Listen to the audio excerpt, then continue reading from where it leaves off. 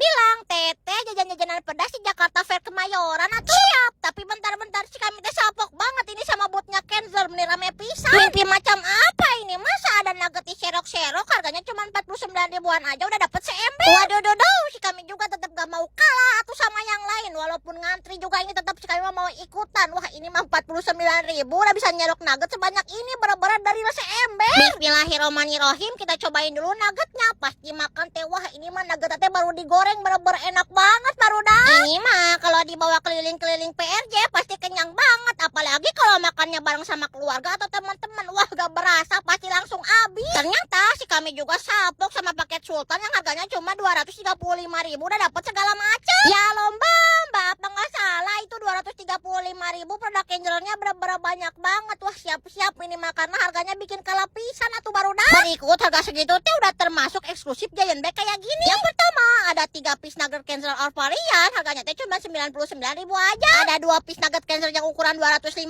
Berikut ada 5 piece sosis Kenzel, pokoknya mah semua all varian. Terus jangan lupa ada bakso gochujangnya juga dapat 2 piece. Berikut itu juga sudah termasuk Happy Cup yang harganya cuma 25 ribuan aja. Wah definisi dapat segala ini. So pasti kalian juga udah dapat eksklusif Giant Bag hanya ada di Jakarta Fair 2025. Lanjut part 2 atau jajan-jajanan pedas di mana lagi ya?